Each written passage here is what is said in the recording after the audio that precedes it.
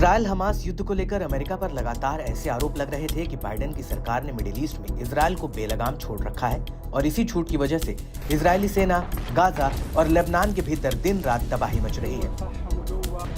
हालांकि इस दौरान गाजा में आम नागरिकों के नरसंहार के आरोपों को लेकर अमेरिका पर काफी दबाव भी पड़ा, जिसकी वजह से उसने कुछ समय के लिए इजरायल को हथियारों की सप्लाई रोक दी थी। लेकिन बाद में अमेरिका ने फिर से इजरायल को हथियार भेजना शुरू कर दिए। हालांकि इस दौरान हमास, हिजबुल्ला, ईरान और यमन के हूती ने बार बार अरब देशों से इजरायल के खिलाफ एकजुट होने की अपील की थी, लेकिन इसका भी कोई खास असर नहीं हुआ।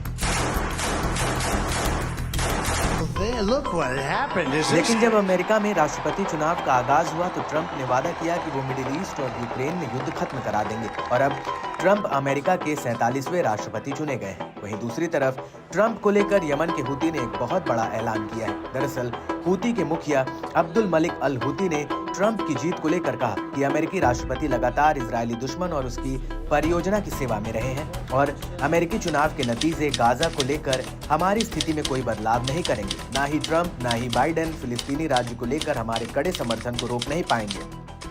ट्रंप चाहे जितना भी देशद्रोह भड़का ले, वो मुसलमानों को अपने अधीन नहीं कर पाएंगे। अब्दुल मलिक ने ट्रंप को लेकर आगे कहा, ट्रंप अमीर अरब देशों को नकदी के अलावा गाय के रूप में देखते हैं और गरीबों को दुखी मानते हैं। उन्होंने कुछ अरब देशों को इजरायल की सेवा में लगाने के लिए कड़ी मेहनत की है।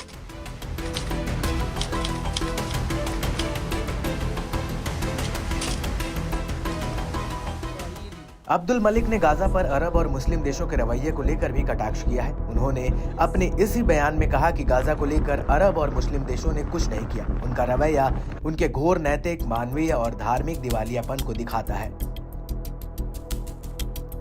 इजरायली सैनिक गाजा में निर्मम अत्याचार कर रहे हैं। इजरायल गाजा में भूखमरी फैलाकर गाजा के लोगों को अपने अधीन करना चाहता है, क्योंकि जंग के मैदान में वो फिलिस्तीनी लड़ाकों से हार गई है। गाजा के लड़ाकों ने इजरायली सेना को सैन्य स्तर पर बहुत बड़ा नुकसान पहुंचाया है। वहीं दूसरी तरफ अरब देशों को इजरायल के आतंकी चरित्र पर अभी भी विश्वास नहीं है कि वो गाजा में सभी तरह के भयावह अपराध कर चुका है।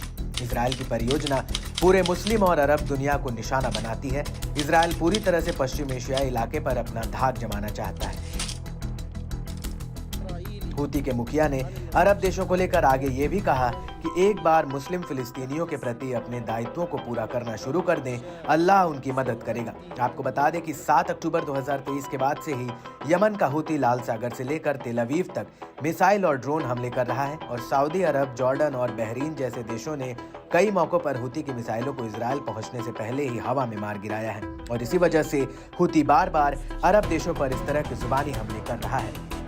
यहया सिनवार रहमतुल्लाहि तग़शाह।